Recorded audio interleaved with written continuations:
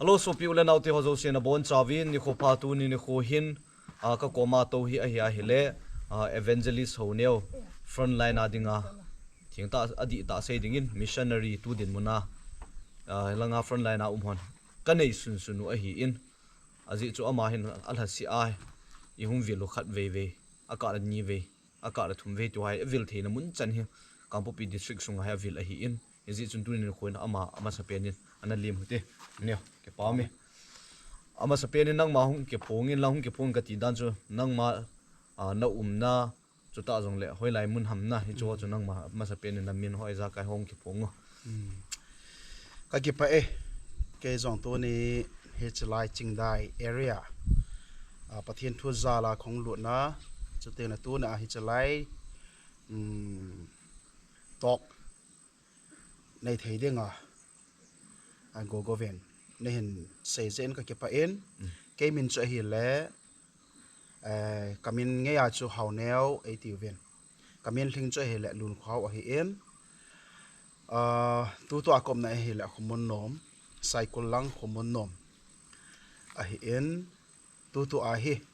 Jesus Kingdom Ministry a evangelist na ka to he tu ne a hi ka in nei pi boy nu to hi chelai na ho pan na mun hi che front line a he pathen thu sia chong kal song ka hi hlan na he ke pa me iti apa na hi front line ai ministry a hi na hin pat ayam ti hi kan do nom tu kom 25 February a chu ka hin to pa na he che February ke pa ma je ta bang front line ho villa na hunga town ho ning nei pe TILKHOU na nei pe hi ke ma hi suna hi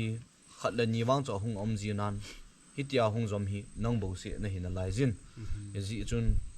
nam se pai nam vi khat hi na in zana sang pen jong kai pe na chunga ke pa thu kai phung do in tunin khwai Kihoulim di hi le ke man ka thimin ai lo wa hi tia ka hin bol a hi po in aji chunang man na hung ka ke pa pi na le chuta jong le mun choma iso pi u naw Gamgi nga ho dinga ke TILKHOU na thu aji chunang man mun tin hin a pha zo lo a hi in Kangpokpi district sung na pha wanga mun tin na pha zo lo mun tin gamtim ho ma hi Gamgi nga ho ta TILKHOU theina dinga chu ai ta Kihoulim a hin aji chu ke hon ka za bo se pa mai ka sa in tu din muna Gamgi ho zo sia tam zo hi pastor evangelist reverend in avil lo hi thiang ta ka se a hi pathin mina ka se a hi in aji chun tunin khun nang ma in phat hin ke la in lang Kihoulim kom hung hin tin nang man jong ipitilam panga Gamgi nga hoi ka nan TILKHOU dingam chu ta jong ipit ta banga hi Jesus Kingdom Ministry hon na hin sponsor hi cha ku na hi na hin pat ham na ka he khilo ba jong le gal ke pat na jong nang jong hin ba pathin thulam jong a hin chu ta jong le defense lam pangaw na to in ka he in Saikul hanga hin ji chon hi cho aban ba ni nang man hin se ki pa men phanen pi le ka ki pa en ken ama sa pena koita chunin do chu koison thum ta ba don bu ding a omen a khat na pena kan don bu nom chu a hi le kum sang ni la som ni la thum gal i hin nei pan wa chun he chi ma sang langa yong chun pathen long se zalen pathen thu en hung ki mang cha pe en eti chun a hele kum sa ni la som ni la thomen wang se na ti ding ham wang pha na ti ding ham abang khat langa chu se a hele chun e ho dinga chu separate gal mi te to i ga hiu pa chu wang pha da yong chu a omen hi chi chum da han nang hele e ga mo hi ki chai ding a hi he chi i tabang e hen to na wa wang se na ta kha chele so pi ula naw cho teng la e gam lai se no kho la wyang tam pi da tha ta ven he chu wang se naw kha chu hi kenen hi ta zong lai pi che e to naw chung chang a hen ball the i ma cha cho ke nei po in a hi en tin tong station a ke ti en Saikul lam tin tong station na kum sang ni la som ni la thom gal hung ke pat date 7 dunga ko na chun beham committee form ka hin boloven e cha so station jong kan hop khen wa tin tong station cho te nga la enja khub Ngolkhup station Jingjapao station tia he station a he lang Saikul area Lhagao hi Saikul nin Hopsung le na elang ahom lang pa mo khu etia chu ka hin bol ba hi cha chu lam kai chu anaki hi en hi cha lam kai kan hi wanga chun hem la thal chu ka kidop de po en tu aka to ma he pam inampi volunteers ho nampi sipai ho Taona Taona avil ha ki ti chu ka hin bol pe hi en zan zong le kom teng ipam ilung mum mo kom teng la front line donga chon aki chi en Taona koi ma he lovin zong iman na tampi ano men he chi chu ke ma aki social na ki phat sei na chu ka se he po en nampi a denga ipa inampi po na dan pa chu ka aki se hi en na ai ti chu ni kong ke mang cha he ai la ko mong chi tan 2023 cho hungal kai ding om ta in he le eti chon nampi lam kai ho en volunteers for training a hin bol pan ta win he cha kon training a hung a hi pat pha na chon atong ma sa chang si chu ho chang si chu itham ka thain khong ta win na ki chol ding a chon in sei ta win he cha chon kyo ki chol ta we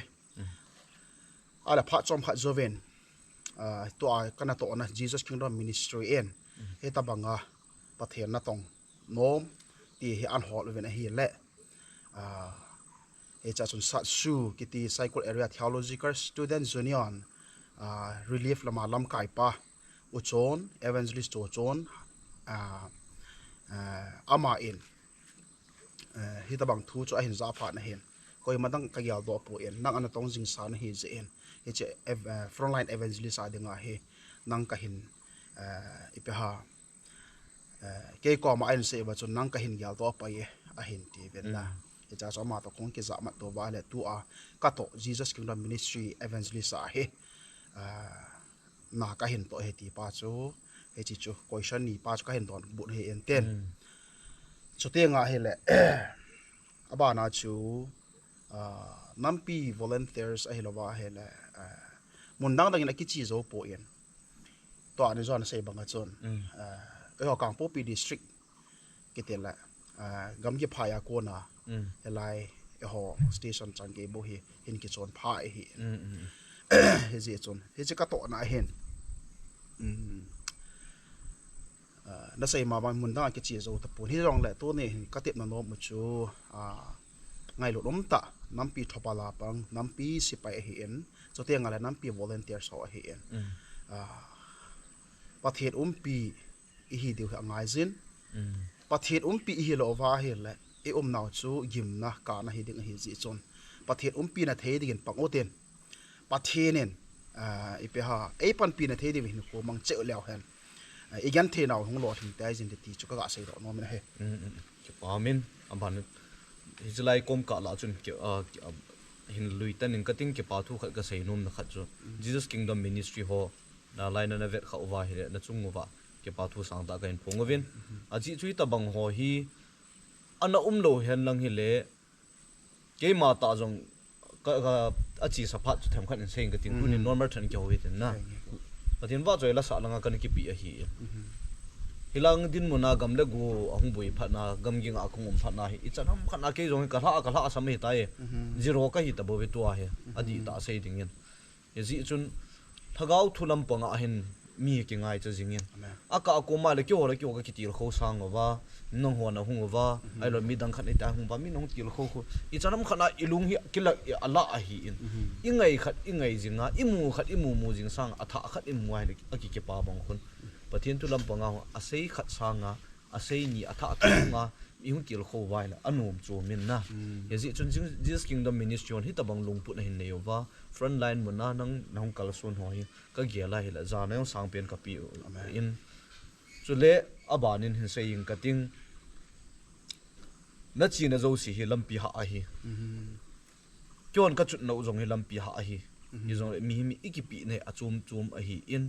kyoi gam la go hu a ka ki pi hin gam hoi chu thei chan ka chut wa gam hi hel lang hel hi jong le ka chut nu hin hi chata bang chun pathin thulam panga na ho jong ki mang chan hi ji uven na chut no hi na chi na yong hi ka vet pi na hi le na ta sa ma linin aka ku man na lal na tam pi ding a hi ul salonga na chi na yong ding a hi tua hin sei kit dingin ti china pa na phailam ko chan gi ke nga na hung na kom tama tam a hi ta in chule elang post nang pha hi gup ve sa gi ve record a hi ta in hi ta bang ho hi ahung lo ho ka dem na hi pu in thile za ka hi mi khat imwa hi le dem sanga kitil khou tu na anei dik khamen lo nang jong avil ji a hin gamgi phai lang jong avil ji hin satang nang jong avil ji a china zo si kho mole thanga chu da hi gari a jong de banga jong thailu thela gari jong chu a ke su lo ji in ji ke pa tu sang ta ka in ponge te a ka hin se a hi in ji chun aba na ahung chal kit hetin na china a hin mi him khat chun experience no ho min nam sipai nam VV aum so ke yin na chin hoi ipiti din mun na mu em na lasi na jong ding a hi na lasi na ka ti chu na pu na ta kanam sipai ho hin o pathin thu lam pang bel wan lang kani lak ka cha ho lam pang ma na lung thei lo na thi pathin thu sei khat ji chun ngam ten hin sei lang hi cho chu aji chu mi him hi ke til khou tu na ding hi jin nang jong ma banin na dei chan hin phat hin la ke ding kain tim ke pa me ata he an front line ki chi na hen nampi thopala pang ho hi na thau a tha adai ding chu hi theilo so te la na ta sa adam mo ding chu hi theilo a he en a hen la ang ki kal son na hi event na ine don ho hi event te nga la chun lung thlai wang chu a thei po in nam chaga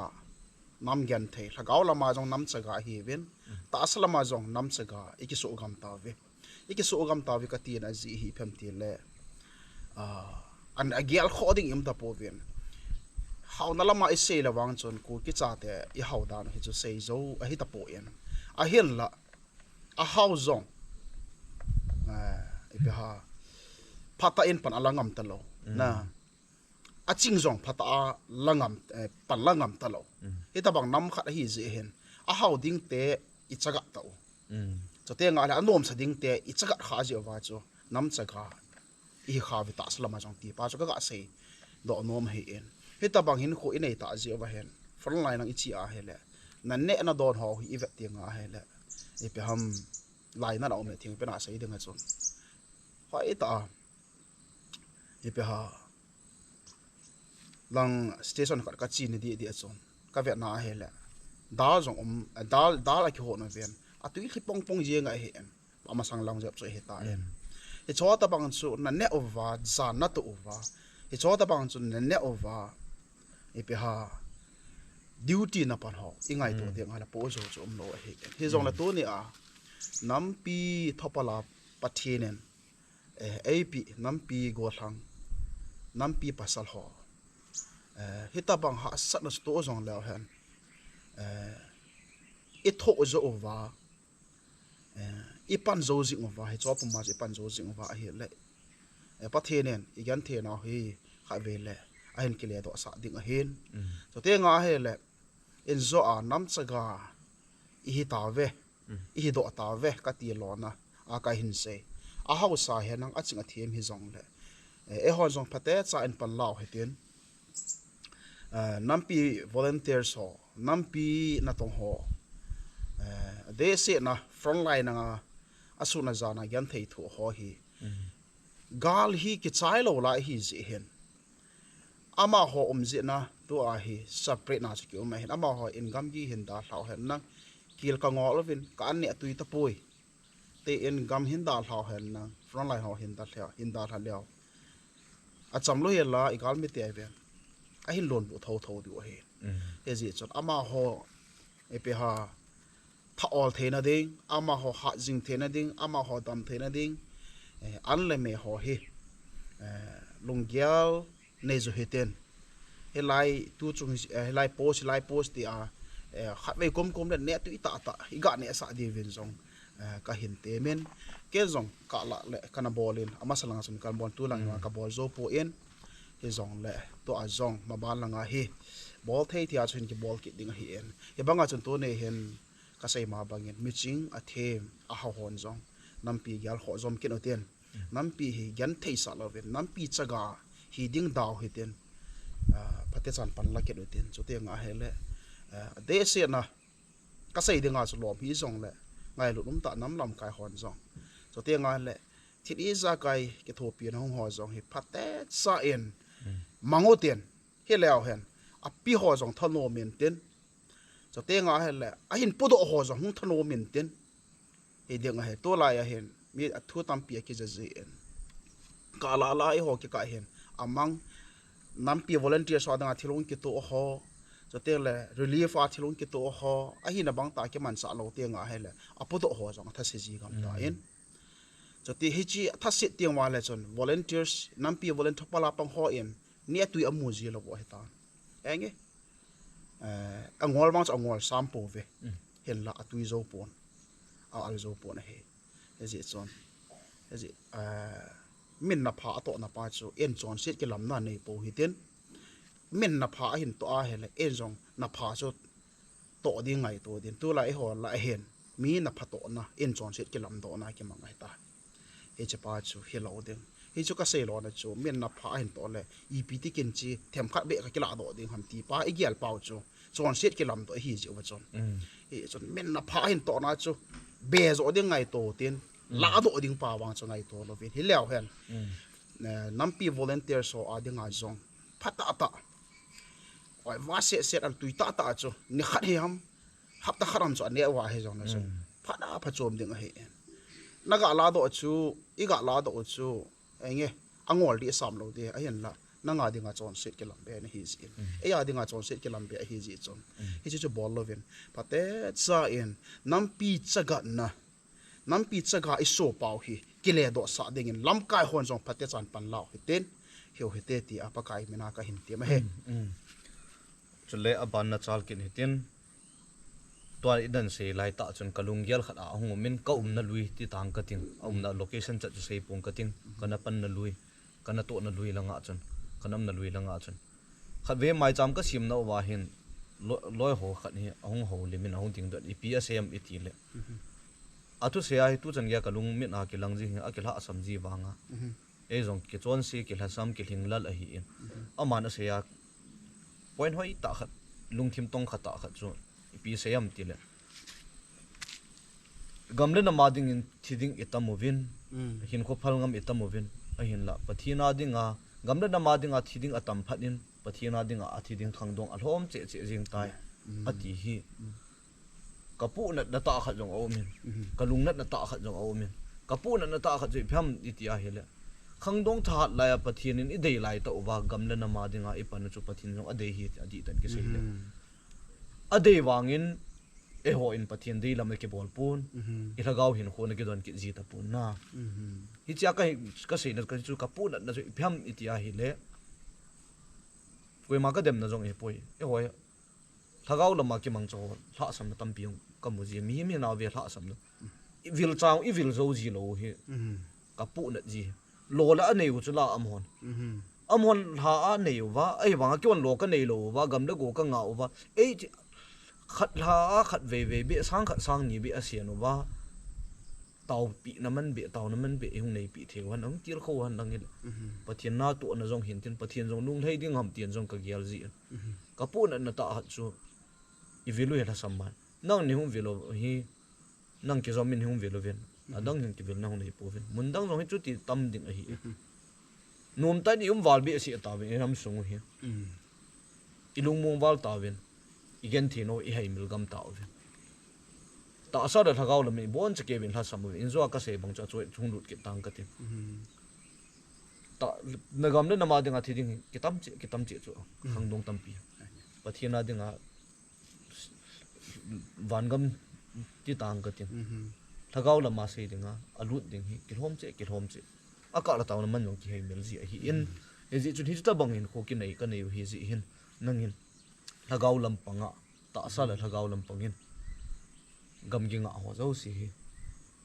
ne hin TILKHOU to vin ka dei sa in ji chu mi zo si chun TILKHOU nai hi zong le amuna location muna hung nei hi ji chun condition ne hi ta bang chun na hon laya bu ki ho bu se ka hi povin muntin kam tina amu thei ding in nang man TILKHOU na pha chom chan le pi ne ka ke pa men na sei chu masalanga loi pa thu sei nan sei chu ata hi chi chu he po na pen chu nampi adinga thi tamin ai la pathina adinga thi am ta po ti hi ken zong ka ha sei thoben he tuni hen nampi volunteers ho nampi sipai ho pate chan gyalote hi chi na hi chi ministry hong ke go nga hi ti ka sei do no men hi chi na tu ne a hi nom hen nang ha zong le frontline ministry hong ke go nga hi a zi chu in zo te la nampi ading se hin khawin te nampi ading se sen ki gyal khawin te nampi ading se na hin ho phal khawin te ti cha na ji a tu na hi chi ministry hin ki go nga go dai go ju hen nang ni sa zong le ki hong ji a hi mun te na ka chi pha na he han nang ka chi pha lo na he zong le nampi volunteers a pang ho nampi thopala pang ho ko ma ka tip na nom pen chu nampi na tong se na hi pon so teng le nampi adinga nampi ding se a volunteers na hi pon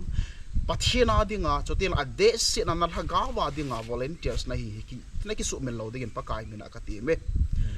hi chi he boss mun zo se a jong ka se na jong om tai a velen tu ne hen ka chi pha lo na boss mun ho a volunteers so in ki het wa so teng la kana sei na mun ho nampi volunteers nampi se hon jong a tha bia ki gal do di khat chu tu ne hen ku ki ai lo la hi chi lei set among ding tho lei set me na hen thi in nang thi zong leo hen ai lo wa la hi chi lei set hi ku ki cha te ding chu do zong leo hen mang tho de hen bei tho ding ai lo la ida tha tho di o he he zi chon nampi chu ngai lu ding a hen a hen la nampi ngai lu na ji a Lhagao hin kho wang isu se lo diwen pa kai bin ke ti mu ve to la hen zo na hin se ma mango go ve na hin se ma bang a hen nampi ngai lu na ji a hi chi mai jiang sa na hin kho na phal do a na hin kho naman sa a hi le na hin kho na bei sa a hi le patheni itin na lam to ding ham pathenen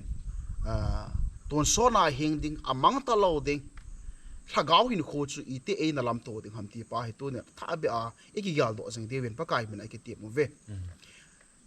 ka ti na chu Lhagao wa piang tha o ten Lhagao wa hu hing na ne o ten pathian to kenai cha no ma ten nampi na tong ta po te ka ti ai pon ama wang nampi na i to ho hi pathian na to nan mang o te ka ti he pathian na to na ene wa hi le tu na hi i tha sam the lo di o he e je chon nampi adinga mi tampi athitan ka sei je chi jong nampi volunteers khat nampi sipai khat cho ong thi te nga a hi le tak chapa ku ki chapa etiwa media whatsapp ho a za chom ita cho alimo a thilong chu ki the ki koi le a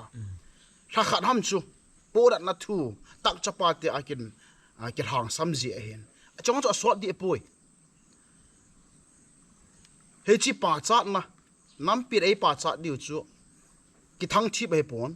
ai la nampi in zong ei pa cha ding chu tiang la pathi ne zong ei pa cha ding pa he igal deven pa kai bin ai ke ti mu ve pa kai zien chapa na bol a phat ve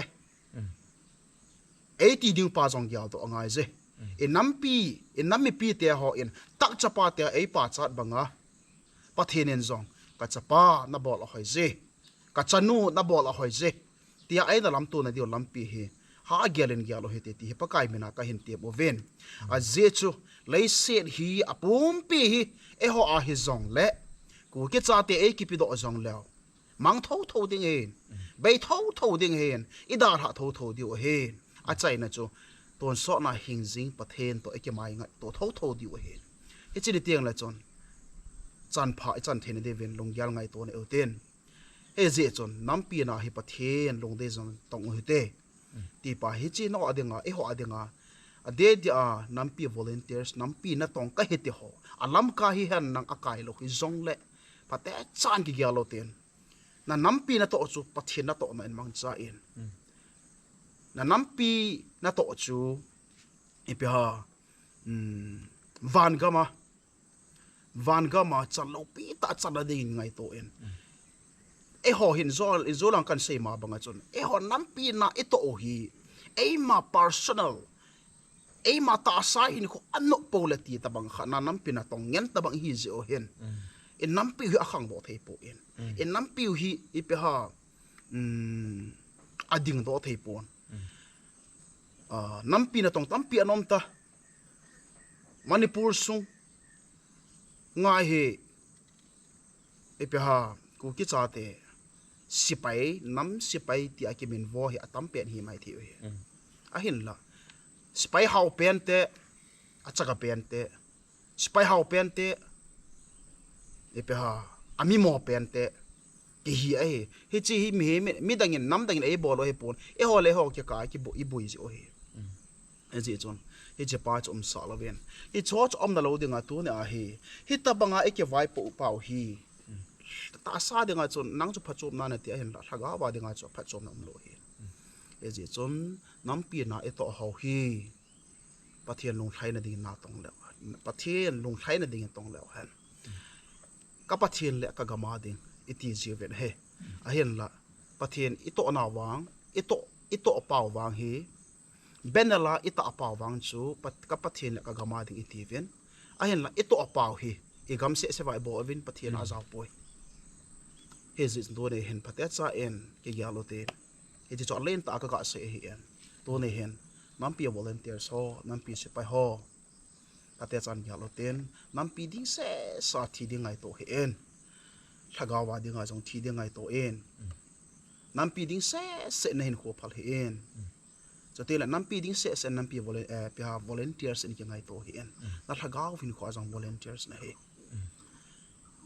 aji chu zote nga hele nampi volunteers a se sa na kingai to a hele ngam na thei thei na ki bol ding he ne lo ne ama na don the he na ne the he na don the he na a hin la ka Lhagao wa ding a jong volunteers ka hi na ti ale na Lhagao zone ki hu do nom de he na Lhagao zone ki ven bit nom de he he ji chon to ne hen nang ding zong ki gyal dom men ti he lep tholin ki va ote ka ti he pon e ding ki gyal pa chu Lhagao hin ko ki ven de ka ti he Lhagao hin ko ki chin to mo te Lhagao hin ko ki ven bit te nam pi hu do ana pan bang vin Lhagao hu do nang ki panin nang Lhagao hu ding zong ki pangin ti he nampi volunteers ho nampi sipai ho ko ma ka ti na nom pen cho he ki paw min hi chan chu hung hi tan tin a ban dang le ki mu to ki le ki holim ki ji hi tin